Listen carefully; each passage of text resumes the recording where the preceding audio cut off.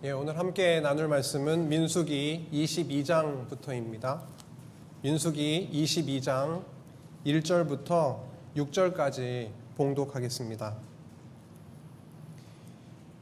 이스라엘 자손이 또 길을 떠나 모압 평지에 진을 쳤으니 요단 건너편 곧 여리고 맞은편이더라.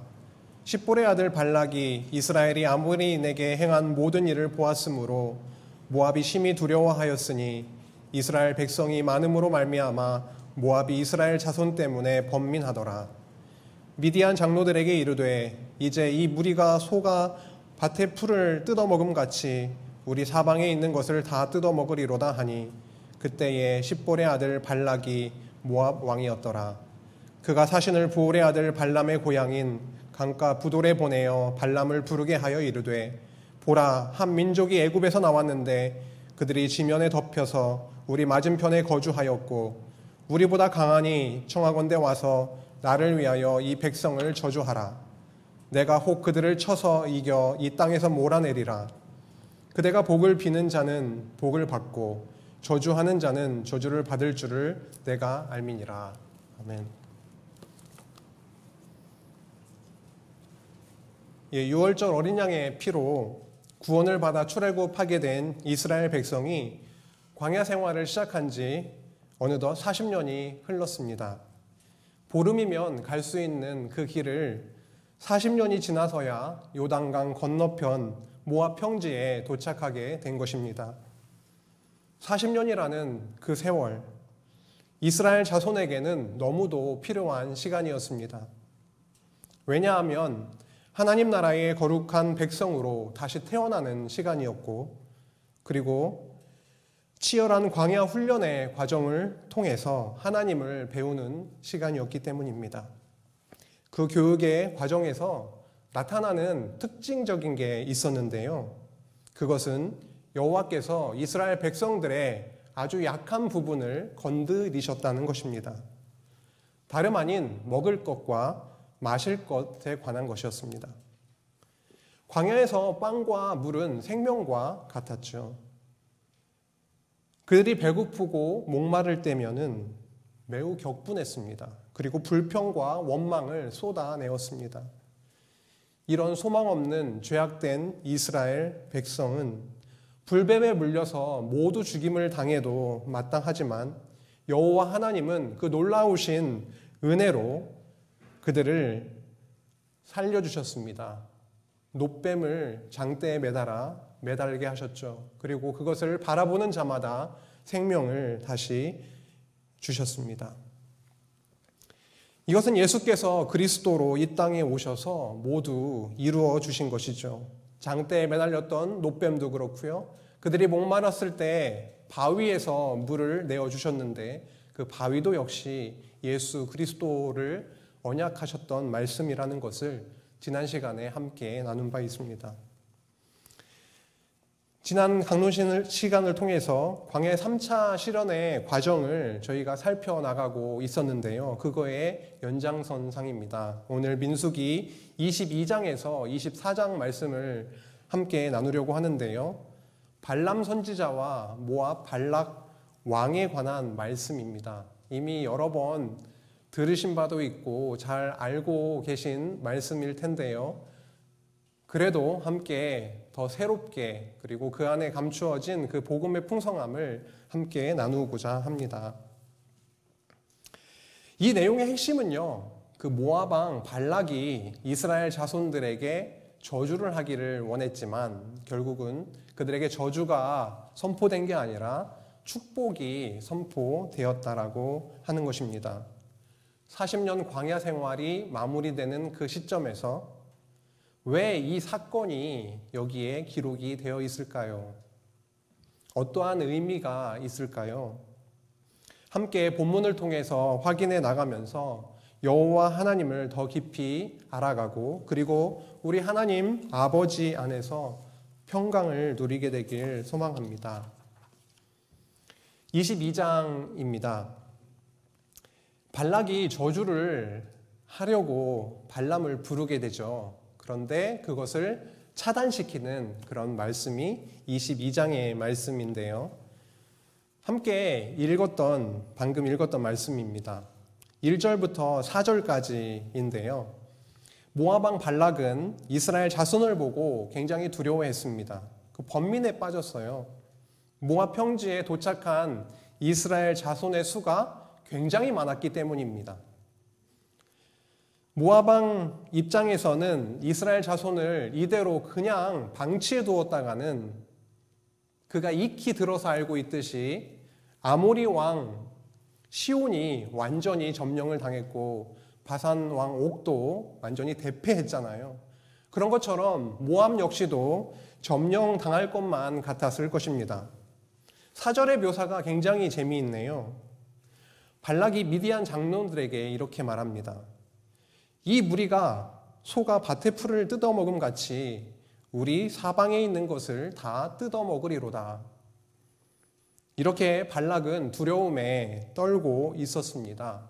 그래서 그는 어떻게 하면 이스라엘 자손들을 물리쳐서 모압 땅으로부터 몰아낼 수 있을 것인지를 고민을 하게 되었죠.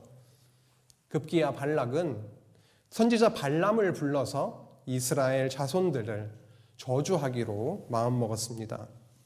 그래서 5절 6절에 보면은 모압 왕 발락이 발람에게 이스라엘의 저주를 요청하는 내용이 나오고 있지요.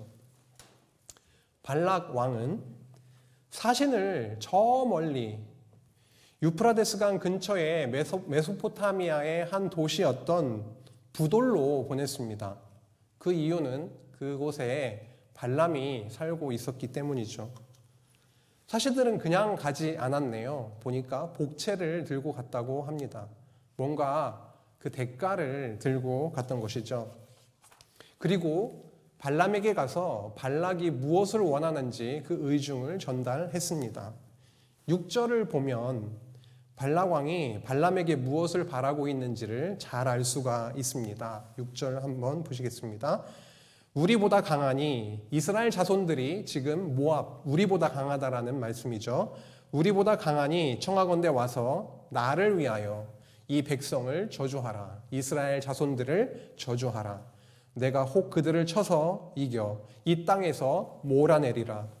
그대가 복을 비는 자는 복을 받고 저주하는 자는 저주를 받을 줄을 내가 알미니라. 그런데 말이죠. 발락 왕이 원하는 것과 여호와 하나님의 뜻하고는 어떻습니까? 완전히 정반대입니다.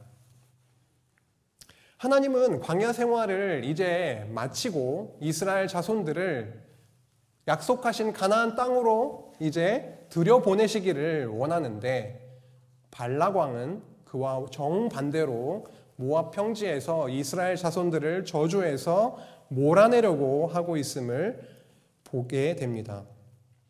지난 시간에 민수기 21장에서 이스라엘 자손의 가는 길을 막았던 두 왕, 그 두 나라를 기억하시죠? 아모리 왕 시온과 바산 왕 옥. 그들은 완전히 참패하고 점령을 당해버렸습니다. 오늘 과연 모압 왕 발락이 바라고 있는 그것이 어떻게 될까요? 이루어질까요? 말씀을 보아나가면서 확인해 보겠습니다. 여호와께서 발람 선지자에게 이스라엘을 저주하지 말라라고 그렇게 명하시는 말씀이 7절에서 14절까지 이어지고 있는데요. 그런데 발람은 발락에게서 온 모압 장로들 그리고 미디안 장로들을 자신의 집에 유숙하게 합니다. 발락이 보낸 사신들인 거죠. 그날 밤에 발람 선지자에게 하나님께서 나타나십니다. 그리고 말씀하십니다. 9절인데요. 하나님이 발람에게 임하여 말씀하시되 너와 함께 있는 이 사람들이 누구냐? 발람이 하나님께 아뢰되 모압 왕 십볼의 아들 발락이 내게 보낸 자들이니이다. 이르기를 보라 애굽에서 나온 민족이 지면에 덮였으니 이제 와서 나를 위하여 그들을 저주하라. 내가 혹 그들을 쳐서 몰아낼 수 있으리라 하나이다. 하나님이 발람에게 이르시되 너는 그들과 함께 가지도 말고 그 백성을 저주하지도 말라. 그들은 복을 받은 자들이니라. 하나님은 발람에게 단호하게 말씀하셨죠. 너는 그들과 함께 가지도 말고 그 백성을 저주하지도 말라. 그 다음에 나오는 말씀이 매우 중요하네요. 뭐라고 쓰여 있습니까? 그들은 복을 받은 자들이니라. 복을 받을 것이다, 혹은 복을 받을 가능성이 있는 자들이다가 아니라 복을 받은 자들이라 라고 말씀하고 있습니다.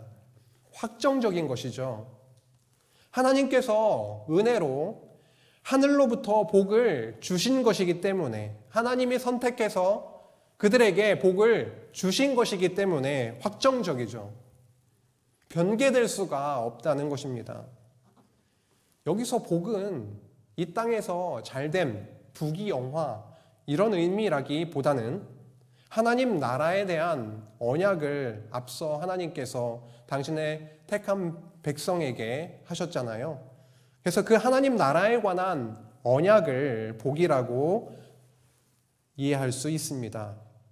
하나님 나라의 거룩한 백성 삼아진, 다시 말해서 복을 받은 이스라엘 자손은 이제 모형적 하나님 나라가 세워질 가나안 땅에 반드시 들어가게 될 것입니다. 그런데 모압 왕 발락은 그렇게 되지 않도록 하려고 하는 것이죠.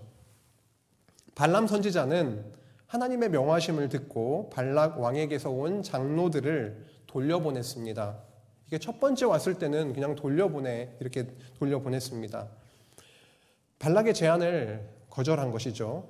그랬더니 말이죠, 발락이 이번에는 발람에게 더 높은 고관들을 더 많이 보낸 겁니다. 그리고 굉장히 매력적인 그런 조건들을 제시했습니다. 17절에 나오죠. 그런데 발람 선지자는 다시 찾아온 발락 왕의 신하들을 또 바로 되돌려 보내지 않고 유숙하게 했습니다. 18절을 한번 보실까요? 발람이 발락의 신하들에게 대답하여 이르되 발락이 그 집에 가득한 은금을 내게 줄지라도 내가 능히 여호와 내 하나님의 말씀을 어겨 덜하거나 더하지 못하겠노라. 그런즉 이제 너희도 이 밤에 여기서 유숙하라. 여호와께서 내게 무슨 말씀을 더하실는지 알아보리라. 밤에 하나님이 발람에게 임하여 이르시되 그 사람들이 너를 부르러 왔거든 일어나 함께 가라. 그러나 내가 내게 이르는 말만 준행할지니라. 발람 선지자는요, 여호와 하나님의 뜻을 이미 알고 있죠. 한번 방문을 했을 때 여호와 하나님께서 분명히 말씀하셨잖아요. 알고 있는 상태인데도 두 번째 더 많은 고관들이 왔을 때, 더 높은 고관들이 그에게 찾아왔을 때 여전히 그들을 유숙시키고 여호와 하나님께 되묻는 것을 볼 수가 있습니다. 발람은 순수한 마음으로 진짜 여호와 하나님의 뜻이 무엇인지를 알고자 질문한 것일까요? 혹시나 그들이 제시한 조건들 때문에 마음이 흔들리고 고민된 것은 아닐까요? 18절 말씀만을 보면은 순수한 마음에 그랬던 것 같아 보입니다. 그런데 실제 속내는 그렇지 않았던 것으로 보여요. 뒤에 이어지는 말씀을 통해서 확인해 보겠습니다. 그런데 이번에는 하나님께서 발람 선지자에게 발락이 보낸 사람들과 함께 가라고 말씀하십니다. 처음에는 가지도 말라고 했는데 이번에는 함께 가라고 말씀하시는 거죠. 그런데 조건이 붙네요. 내가 내게 이르는 말만 준행할지니라. 분명히 발락에게 그 발락 왕에게 가라고 명하신 여호와 하나님께서는 이번에는 또 여호와의 사자를 보내가지고 발람의 길을 막으시는 겁니다. 발람이 자기의 나귀를 타고 길을 나섰는데 여호와의 사자가 칼을 빼들고 길을 막아서는 것이죠. 발람의 눈에는 아무것도 안 보였습니다. 그런데 놀랍게도 그가 타고 있는 나귀의 눈에는 그 여호와의 사자의 그 무시무시한 칼을 들고 서 있는 그 모습이 보이는 것입니다. 그래서 그 나귀가 어떻게 됐나요? 길에서 막 벗어납니다. 그리고 벽에 달라붙어 가지고 막 안 가려고 안간힘을 씁니다. 그러다 보니까 발람의 발이 그 담에 껴가지고 짓눌리고 막 그렇게 됐었죠. 급기야 땅에 철푸덕 주저앉아 버립니다. 이제 더 이상 못 가겠다 그러는 것이죠. 그럴 때마다 발람이 어떻게 했습니까? 자기의 나귀를 채찍질했습니다. 그런데 이때 놀라운 일이 벌어졌습니다. 어떠한 일이었나요? 하나님께서 그 나귀의 입을 열어서 말을 하게 한 것이죠.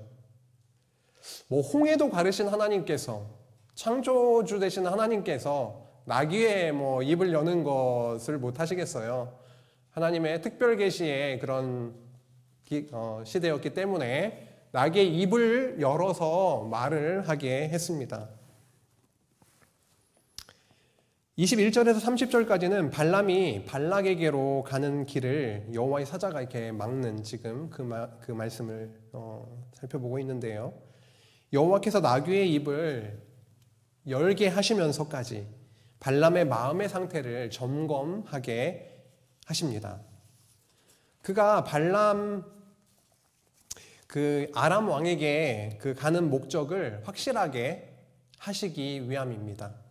이제 여호와께서 닫혀있던 발람의 눈을 이제 뜨게 하시는데요. 31절입니다. 그때에 여호와께서 발람의 눈을 밝히심에 여호와의 사자가 손에 칼을 빼들고 길에 선 것을 그가 보고 머리를 숙이고 엎드리니, 이제 눈에 딱 보이는 겁니다. 눈에 전혀 보이지 않았는데 여호와의 사자가 그에게 이르되 너는 어찌하여 내 나귀를 이같이 3번 때렸느냐? 보라, 내 앞에서 내 길이 사악함으로 내가 너를 막으려고 나왔더니. 그 길이 발람이 아람 왕에게 가는 그 길이 뭐라고 표현하고 있냐면요, 내 앞에서 내 길이 사악하다라고 말씀하고 있네요. 나귀가 나를 보고 이같이 3번을 돌이켜 내 앞에서 피하였느니라. 나귀가 만일 돌이켜 나를 피하지 아니하였다면 내가 벌써 너를 죽이고 나귀는 살렸으리라. 발람이 여호와의 사자에게 말하되 내가 범죄하였나이다. 당신이 나를 막으려고 길에 서신 줄을 내가 알지 못하였나이다. 당신이 이를 기뻐하지 아니하시면 나는 돌아가겠나이다. 여호와의 사자가 발람에게 이르되 그 사람들과 함께 가라. 내가 내게 이르는 말만 할지니라. 발람이 발락의 고관들과 함께 가니라. 여호와께서는 발람의 나귀의 입을 열어서, 그리고 여호와의 사자를 통해서 발람의 사악함을 책망하고 있습니다. 아까 32절에 나왔었죠. 내 앞에서 내 길이 사악하다라고 나오고 있습니다. 그런데 무엇이 사악하다는 말씀일까요? 이에 대한 해석이 베드로 후서 2장 15절에서 16절에 나오고 있습니다. 사도 바울이 불의의 실상에 대해서 알려주면서 발람의 실례를 들고 있거든요. 베드로 후서 2장 15절에서 16절 제가 읽겠습니다. 그들이 바른 길을 떠나 미혹되어 부올의 아들 발람의 길을 따르는도다. 그는 불의의 삭슬 사랑하다가 자기의 불법으로 말미암아 책망을 받되 말하지 못하는 나귀가 사람의 소리로 말하여 이 선지자의 그 미친 행동을 저지하였느니라 라고 말씀하고 있습니다. 발람이 아람 모압 왕에게 가는 그 길이 어떤 길이었냐면, 왜 사악하다고 했냐면, 베드로 후서 말씀을 통해서 볼 때 발람은 여호와께서 가라고 하신 그 길을 가면서도 그 마음속은 무엇에 잡혀 있었냐면 불의의 삭세에 사로잡혀 있었다라고 하는 것입니다. 거기에 가면 발락이 엄청난 대우를 해줄 거거든요. 올 때도 그냥 빈손으로 온 것이 아니라 돈을 들고 왔거든요. 그래서 그 길을 가면서도, 여호와 하나님께서 보내시는 그 길을 가면서도 다른 데 관심이 있었다라고 하는 것이죠. 만약에 불의의 삭새 마음을 빼앗긴 그 발람을 그 상태로 모압 왕에게 보냈으면 어떻게 됐을까요? 상상이 가시죠? 혹시나 가서 그들이 제시하는 많은 것들을 누리면서 그들과 타협을 하거나 그들이 듣기 좋은 그런 예언을 했을 수도 있습니다. 누가 알겠습니까? 그래서 여호와는 여호와의 사자를 통해서 그리고 발람의 나귀를 통해서 그가 앞으로 무엇을 해야 되는지, 모압 왕 발락에게 가서 너가 무엇을 해야 되는지에 대해서 확실하게 밝혀주시는 것입니다. 그 사람들과 함께 가라. 내가 내게 이르는 말만 할지니라 라고 하는 것을 다시 한번 그의 마음속에 심어 주신 것이죠. 36절에서 40절로 넘어가면 이제 발람 왕이 발람이 온다는 소식을 듣고서 모압 국경 근처 아르논 강가까지 맞으러 나오게 됩니다. 얼마나 신났으면, 얼마나 그렇게 기다렸으면 온다는 소식을 듣고 국경 근처까지 그렇게 배웅을 나온 겁니다. 발락은 몹시 기뻐하며 내가 어찌 그대를 높여 존귀하게 하지 못하겠느냐며 발람을 굉장히 반겼습니다. 그러자 발람이 발락 왕에게 이렇게 말합니다. 38절입니다. 발람이 발락에게 이르되 내가 오기는 하였으나 무엇을 말할 능력이 있으리까? 하나님이 내 입에 주시는 말씀 그것을 말할 뿐이니이다. 정신을 좀 차렸네요. 그렇죠? 발람은 발락 왕에게 여호와께서 입에 넣어주시는 그 말씀을 말할 것이다 라고 분명하게 밝힙니다. 나귀의 입을 열어서 그리고 여호와의 사자를 통해서 하나님의 뜻을 분명하게 알게 된 그 발람, 얼마나 두려워요. 그렇죠? 그 발람은 발락과 적당한 선에서 타협해서 그들이 듣기 좋은 그런 말을 할 수가 없었던 것이죠. 여호와께서 나의 입에 넣어주시는 그 말씀을 나는 말할 수밖에 없다라고 분명하게 밝히는 내용입니다. 그리고 나서 다음 날 아침에 발락이 발람 선지자를 데리고 인도해서 바알의 산당으로 그렇게 오르는 내용으로 22장이 끝나고 있습니다. 굉장히 길었네요. 22장은요, 결국은 발락 왕이 발람을 데리고 오는 데까지 그런 여러 가지 내용들이었습니다. 중요한 것은 발람이 와서 무엇을 해야 되는지를 확실하게 해주시기 위해서 나귀의 입을 열기도 하고 여호와의 사자를 통해서 나타나게 하셔서 그로 하여금 마음속에 이제 앞으로 가면 여호와의 말씀만 그리고 그가 말씀하시는 그것만 행할 것을 또 확실하게 알게 해주셨던 것이죠. 하필이면은 바알의 산당에 올라갑니까? 그렇죠? 23장, 24장으로 넘어갑니다. 드디어 발락 왕 입장에서는 발람 선지자가 왔기 때문에 꿈에 부풀어 있습니다. 드디어 내가 원하는 대로 이스라엘 자손들에게 저주를 퍼부을 수 있겠구나. 그래서 바알 산당에 데리고 올라가게 된 것이죠. 그런데 저주가 아니라 발람을 통해서 축복이 쏟아진다라고 하는 것, 그것이 23장과 24장에 나오는 말씀입니다. 23장 1절에서 4절을 보면은 모압 왕 발락이 발람과 함께 단을 쌓는 내용이 나오고요. 그리고 제사를 드리는 내용이 나오고 있습니다. 7제단을 쌓게 되고요. 거기에 숫송아지 7마리와 순양 7마리를 준비해서 드리는 내용이 나오고요. 그리고 발람 선지자는 발락 왕은 그 제단에 있게 하고 다른 곳으로 나는 저리로 가리이다라고 하면서 장소를 좀 이동하는 것을 볼 수가 있고 그때 하나님께서 4절에 보니까 23장 4절에 보니까 하나님이 발람에게 그때 임하시는 내용이 나오고 있습니다.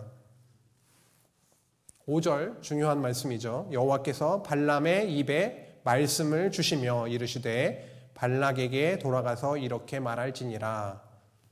입에 넣어주시는 말씀을 선포하는 게 선지자가 해야 되는 임무이죠. 그래서 발람 선지자도 여호와께서 입에 말씀을 주시는 그 내용을 가서 이제 전달하게 될 것입니다.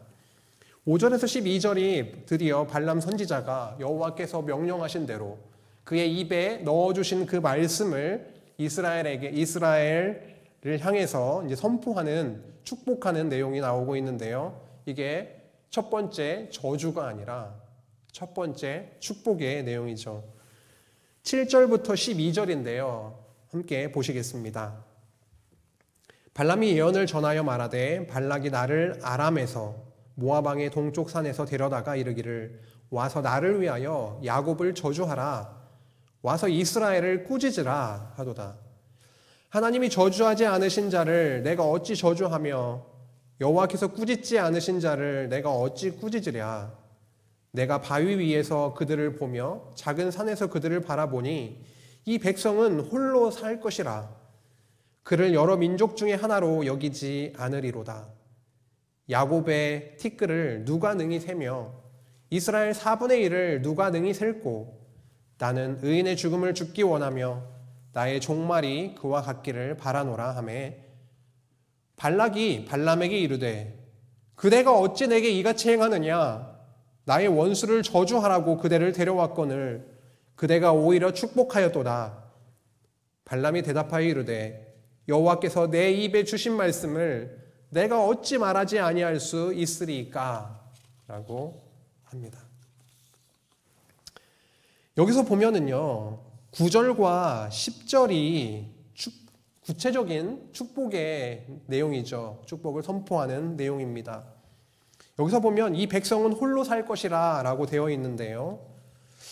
그리고 그는 여러 민족 중에 하나로 여기지 않으리로다 라고 되어 있는데 쉬운 성경을 참고해 보니까요. 아주 별난 무리로구나. 다른 민족과는 섞여 살지도 않는 무리로구나. 이렇게 또 번역을 하고 있습니다.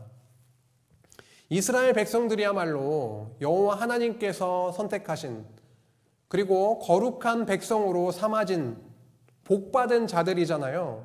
그래서 다른 여타 민족들과는 너무도 다른 민족이죠. 그들과 섞여서 그들 중에 하나가 아니라 여호와 보시기에는 나의 민족, 내 백성, 내 군대, 너무도 사랑스러운 하나님의 백성들이죠. 그런 의미로 이해를 하면 좀 도움이 될 것 같습니다.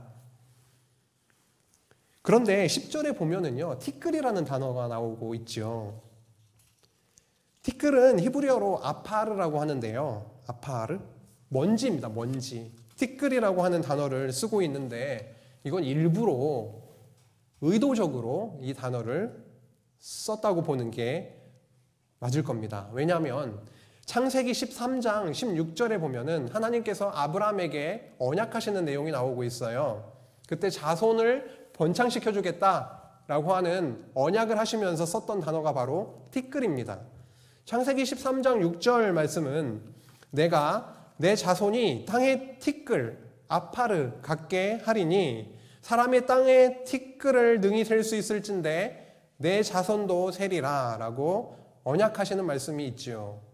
만약에 너가 땅에 있는 먼지들을 헤아릴 수 있다면 너의 자손도 헤아릴 수 있을 것이다. 역설적인 거죠. 먼지는 헤아릴 수 없을 만큼 너무도 많잖아요. 그러니까 너의 백성도 헤아릴 수 없을 만큼 하늘의 별처럼 그렇게 번창시켜 주겠다라고 언약하셨을 때 사용했던 단어가 바로 티끌, 아파르입니다. 창세기 28장 14절에도 야곱에게 언약하시는 자손 번창에 대해서 언약하시는 말씀이 나오는데 동일한 단어를 사용하고 있습니다. 연상을 하게 하는 거죠. 그리고 나는 의인의 죽음을 죽기 원하며 나의 종말이 그와 같기를 바라노라 라고 발람 선지자가 얘기를 하고 있는데요. 발람 선지자는 자신이 이스라엘 자손과 같기를 원한다라고 말하고 있는 것입니다. 창세기 12장 3절에 아브라함에게 하나님께서 말씀하셨던 그 축복의 말씀이 있죠. 땅의 모든 족속이 너로 말미암아 복을 얻을 것이라. 너로 말미암아, 너 아브라함으로 말미암아. 결국은 아브라함의 씨로, 아브라함으로부터 나오는 이스라엘 자손의 백성을 통해서 복을 얻게 될 것인데, 발람 선지자 역시 그것을 또 이렇게 생각하게 하는 그런 축복의 말씀을 하고 있는 것입니다. 이렇게 여호와께서는 발람 선지자의 입을 통해서 여호와께서 아브라함과 이삭과 야곱에게 맺으신 언약을 성취해 주신 사실을 가지고 축복했습니다. 상황이 이렇게 돌아가자 발락 왕은 발람에게 저주가 아닌 축복을 했다면서 굉장히 언짢아했습니다. 그러나 발람 선지자는 여호와께서 그의 입에 넣어주신 말씀을 말했을 뿐이죠. 그가 해야만 했던 임무였기 때문에요. 발락은 이렇게 첫 번째 시도가 불발로 끝나자 장소를 옮겨서 발람 선지자에게 이스라엘 자손을 저주하라고 합니다. 옮긴 장소는요, 첫 번째 장소에서는 이스라엘 자손들이 전부 다 이렇게 한눈에 들어오는 그런 장소였거든요. 근데 두 번째 옮긴 장소에서는 저 구석 한 부분만 보이는 그런 장소로 이동한 것입니다. 나름 방법을 쓴 거죠. 전체적으로 보이지 않는 그곳에서 이제 저주를 하게 하려고요. 그들은 비스가산 꼭대기에 도착을 하게 됐고요. 그곳에서도 역시나 7제단을 쌓고 7 수송아지와 7 수장을 드리게 됩니다. 그리고 발락 왕은 그곳에 있게 하고 또 장소를 이렇게 옮겨 있을 때에 여호와께서 발람 선지자에게 임하셔서 그의 입에 말씀을 주십니다. 이게 굉장히 계속 반복적으로 나오고 있죠. 이스라엘 자손에게 저주가 아니라 여호와 하나님께서 그의 입에 주신 그 말씀을 선포하게 하신다라는 것을 강조하고 있죠. 발락 왕은 여호와께서 뭐라 하셨느냐라고 발람 선지자에게 묻는데요. 다음과 같이 예언하기 시작을 합니다. 18절, 23장 18절부터 25절까지 제가 한번 읽겠습니다. 발람이 예언하여 이르기를 발락이여 일어나 들을지어다. 십볼의 아들이여 내게 자세히 들으라. 하나님은 사람이 아니시니 거짓말을 하지 않으시고 인생이 아니시니 후회가 없으시도다. 어찌 그 말씀하신 말을 행하지 않으시며 하신 말씀을 실행하지 않으시랴. 내가 축복할 것을 받았으니 그가 주신 복을 내가 돌이키지 않으리라. 야곱의 허물을 보지 아니하시며 이스라엘의 반역을 보지 아니하시도다. 여호와 그들의 하나님이 그들과 함께 계시니 왕을 부르는 소리가 그 중에 있도다. 하나님이 그들을 애굽에서 인도하여 내셨으니 그의 힘이 들소와 같도다. 야곱을 해할 점술이 없고 이스라엘을 해할 복술이 없도다. 이때 야곱과 이스라엘에 대하여 논할진대 하나님께서 행하신 일이 어찌 그리 크냐 하리로다. 이 백성이 암사자같이 일어나고 수사자같이 일어나서 움킨 것을 먹으며 죽인 피를 마시기 전에는 눕지 아니하리로다 하매 발락이 발람에게 이르되 그들을 저주하지도 말고 축복하지도 말라라고 말씀하셨습니다. 여호와 우리 하나님은요, 이렇게 이스라엘 백성들에게 한번 언약하시면은 그 언약을 중간에 바꾸거나 변개하시지 않으시는 분이십니다. 반드시 그 언약을 이루어 주시는 분이시죠. 다시 말해서 은혜로 선택받은 하나님의 백성이 여호와의 복을 받은 바 되면은 받은 바 된 백성들이잖아요. 그렇죠? 확정적인 그런 상태가 일단 되면은 절대로 물러지지가 않습니다. 허물 많은 이스라엘 자손일지라도 그리고 반역적인 이스라엘 자손일지라도 여호와께서는 그들의 허물을 보지 않으시고 반역을 보지 않으신다라고 하십니다. 하나님은 우리의 마음속까지 다 들여다보고 계시는 분이신데 이게 무슨 말씀일까요? 그들의 죄악이 눈에 보이지 않으신다라는 것이 아닐 텐데요. 하나님의 눈에는 우리가 감추고 싶은 것까지 다 드러나잖아요. 우리의 생각의 범죄까지도. 하나님께는 너무도 분명한 그들의 허물을 이제는 보지 않으시겠다라고 하신다라는 것은 이제 성막의 피제사를 통해서 용서해 주겠다, 덮어 주시겠다라고 하는 것이었죠. 그렇게 발람 선지자의 축복의 말씀에는 이렇게 복음의 핵심이 풍성하게 담겨 있습니다. 지금 축복의 말씀을 저희가 살펴나가고 있는데 그 어떤 말씀보다도 발람 선지자를 통해서 선포되는 그 축복의 말씀 속에 여호와 하나님이 어떠하신 분이신지, 그리고 언약하시면 이루신다라고 하는 성경을 보는 그 언약의 관점이, 그리고 복음의 내용이 그리스도를 바라보게 하는 그 말씀이 알알이 박혀 있음을 알 수가 있습니다. 이스라엘의 왕이신 하나님, 만군의 여호와 하나님이 함께 하시는 구약의 광야 교회를 해할 자가 없었습니다. 발람 선지자는 하나님의 언약 백성을 해할 점술도 없고 복술도 없다고 선포했습니다. 그랬더니 발락 왕이 그들을 저주하지도 말고 축복하지도 말라라고 굉장히 화를 버럭, 조용한 톤으로 얘기했을까요? 저 같으면 굉장히 큰 목소리로 화를 냈을 것 같은데 물론 그랬겠죠. 옆에서 속이 부글부글 끓었을 것입니다. 이쯤 되면은 발락 왕도 이제 포기할 만 하잖아요. 그런데 다시 발람을 다른 장소로 데리고 가서 이스라엘 자손을 저주하라 라고 재요청을 합니다. 이번에는 광야가 내려다 보이는 부올산 꼭대기로 데리고 간 것입니다. 24장으로 이제 넘어가서요. 저주를 해달라고 이제 세 번째 시도를 하는 건데 24장 1절에서 9절로 넘어가 보면 발람이 여호와의 영이 임하심으로 이제 이스라엘을 노래로 축복하는 내용이 이어지고 있습니다. 1절부터 9절까지 한번 읽겠습니다. 발람이 자기가 이스라엘을 축복하는 것을 여호와께서 선히 여기심을 보고 전과 같이 점수를 쓰지 아니하고 그의 낯을 광야로 향하여 눈을 들어 이스라엘이 그 지파대로 천막 친 것을 보는데 그때에 하나님의 영이 그 위에 임하는지라. 여호와 영이 임한 거죠. 그가 예언을 전하여 말하되 부올의 아들 발람이 말하며 눈을 감았던 자가 말하며 하나님의 말씀을 듣는 자, 전능자의 환상을 보는 자, 엎드려서 눈을 뜬 자가 말하기를. 3절과 4절은 자신의 모습, 자신을 얘기를 하고 있는 것이죠. 눈이 감겨졌던 자인데 이제는 눈을 떡 뜨게 됐다라고 하는 것. 그렇죠.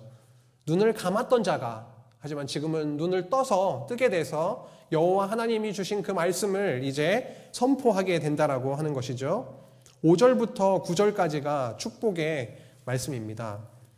야곱이여 내 장막이, 이스라엘이여 내 거처들이 어찌 그리 아름다운고, 그 벌어짐이 골짜기 같고 강가의 동산 같으며 여호와께서 심으신 침향목들 같고 물가의 백향목들 같도다. 그 물통에서는 물이 넘치겠고 그 씨는 많은 물가에 있으리로다. 그의 왕이 아각보다 높으니 그의 나라가 흥왕하리로다. 하나님이 그를 애굽에서 인도하여 내셨으니 그 힘이 들소와 같도다. 그의 적국을 삼키고 그들의 뼈를 꺾으며 화살로 쏘아 꿰뚫으리로다. 꿇어앉고 누움이 수사자와 같고 암사자와도 같으니 일으킬 자가 누구이랴. 너를 축복하는 자마다 복을 받을 것이요 너를 저주하는 자마다 저주를 받을지로다. 아멘. 발락 왕은 이스라엘 자손을 3번씩이나 끈질기게 이렇게 저주하려고 했지만 모두 실패로 돌아갔죠. 발람 선지자도 처음에는 불의의 삭새에 마음이 있었던 자였지만 여호와의 권능과 주권으로 이제 그의 입에 넣어주시는 그 말씀을 선포하게 되었습니다. 그가 세 번째로 선포한 축복의 내용은 언약 자손을 번창시켜 주시겠다, 강하게 해주시겠다, 풍성하게 해주시겠다라고 하는 것이었습니다. 약속하신 그것을 이루어 주시겠다라고 하는 내용이죠. 이런 그 모든 내용은 이스라엘의 역사 속에서 분명히 성취되고 누리게 됩니다. 또한 신약시대의 성도인 우리는 그리스도 안에서 영적인 풍성함과 승리와 안식으로 그 성취를 누리게 되었습니다. 그 다음 14절에서 25절은요, 이제 발람 선지자가 모압과 이방인들에 대해서 저주하는 내용이 나오고 있습니다. 이제 모압, 이스라엘 자손, 여호와 하나님의 택하신 언약 백성을 저주하려고 발람을 왔던 그 모압이라는 나라의 장래는 어떻게 될 것인가, 그리고 그 이방 나라들은 어떻게 될 것인가에 대해서 예언하고 있는, 저주의 예언을 하고 있는 내용이 뒤에 쭉 이어지고 있습니다. 다는 읽지 않겠습니다. 14절에 보면은 이제 나는 내 백성에게로 돌아가거니와 들으소서. 내가 이 백성의 후일에 당신의 백성에게 어떻게 할지를 당신에게 말하리이다 하고 예언하여 이르기를, 부올의 아들 발람이 말하며 눈을 감았던 자가 말하며, 또 아까 또 나오죠, 이런 반복적으로 하나님의 말씀을 듣는 자가 말하며, 지극히 높으신 자의 지식을 아는 자, 전능자의 환상을 보는 자, 엎드려서 눈을 뜬 자가 말하기를, 내가 그를 보아도 이때의 일이 아니며 내가 그를 바라보아도 가까운 일이 아니로다. 이제 먼 훗날에 이루어질 일이다 라고 하는 것이죠. 한 별이 야곱에게서 나오며 한 규가 이스라엘에게서 일어나서 모압을 이쪽에서 저쪽까지 쳐서 무찌르고 또 셋의 자식들을 다 멸하리로다 라고 합니다. 이것은 장차 다윗 왕을 보내셔서 모압을 쳐 부술 것을 말씀하고 있는 것이죠. 그 아래 에돔도 그렇고요, 아말렉도 그렇고요. 에돔은 18절에 나오고 20절에 아말렉, 그리고 21절에 겐 족속 역시도 이스라엘 당신 택하신 백성을 통해서 오히려 여호와 하나님께서 그들을 치게 될 것을 말씀하시는 내용입니다. 23절, 예언하여 이르기를 슬프다, 하나님이 이 일을 행하시리니 그때의 살자가 누구이랴 하면서 25절에 보니까요, 발람이 일어나 자기 곳으로 돌아가고 발락도 자기 길로 갔더라 라고 하면서 전체 발락 왕과 발람 선지자의 이야기가 마무리되고 있습니다. 오늘 민수기 22장에서 24장에서까지 그 모압 왕 발락은 부단히 언약 자손을 저주하려고 온갖 방법, 수단을 동원했지만 결국은 저주는커녕 풍성한 축복으로 이어졌습니다. 당신의 택한 백성, 여호와의 백성을 저주하려고 했던 그 모압은 오히려 저주를 받게 된 거죠. 광야 생활의 끝자락에서 여호와께서 발락과 발람의 이야기를 통해 여호와의 당신의 백성을 향한 그런 진한 사랑의 마음을 보여주시고 있습니다. 어떠한 것으로도 흔들리지 않는, 꺼지지 않는 언약적 사랑 말입니다. 복으로 하나님 나라를 언약하신 여호와 하나님은 아들 예수 그리스도를 이 땅에 보내셔서 나무에 매달았던 놋뱀이 되셔서 우리를 사망에서 생명으로 옮겨주셨습니다. 그 사랑, 죽음의 대가를 지불하면서까지 우리를 사신 그 하나님, 그 하나님의 사랑의 대상이 바로 우리가 되었습니다. 사도 바울은 로마서 8장 31절에서 39절까지의 말씀을 통해서 발람을 통해서 언약 자손에게 축복이 주어질 수밖에 없었다라고 하는 것을 목소리 높여서 간절하게 외치고 있습니다. 함께 이 말씀을 읽기를 원하는데요. 로마서 한번 다 찾아보시겠습니다. 로마서 8장 31절에서 39절 말씀입니다. 이 말씀은 함께 한 목소리로 읽도록 하겠습니다. 로마서 8장 31절에서 39절 말씀입니다. 찾으셨습니까? 함께 읽겠습니다. 시작. 그런즉 이 일에 대하여 우리가 무슨 말 하리요? 만일 하나님이 우리를 위하시면 누가 우리를 대적하리요? 자기 아들을 아끼지 아니하시고 우리 모든 사람을 위하여 내주신 이가 어찌 그 아들과 함께 모든 것을 우리에게 주시지 아니하시겠느냐? 누가 등이 하나님께서 택하신 자들을 고발하리요? 의롭다 하신 이는 하나님이시니 누가 정죄하리요? 죽으실 뿐 아니라 다시 살아나신 이는 그리스도 예수시니 그는 하나님 우편에 계신 자요 우리를 위하여 간구하시는 자신이라. 누가 우리를 그리스도의 사랑에서 끊으리요? 환난이나 공고나 박해나 기근이나 적신이나 위험이나 칼이랴. 기록된 바 우리가 종일 주를 위하여 죽임을 당하게 되며 도살당할 양같이 여김을 받았나이다 함과 같으니라. 그러나 이 모든 일에 우리를 사랑하시는 이로 말미암아 우리가 넉넉히 이기느니라. 내가 확신하노니 사망이나 생명이나 천사들이나 권세자들이나 현재일이나 장래일이나 능력이나 높음이나 깊음이나 다른 어떠한 피조물이라도 우리를 우리 주 예수 그리스도 예수 안에 있는 하나님의 사랑에서 끊을 수 없으리라. 아멘. 우리를 우리 주 그리스도 예수 안에 있는 하나님의 사랑에서 끊을 수 없느니라.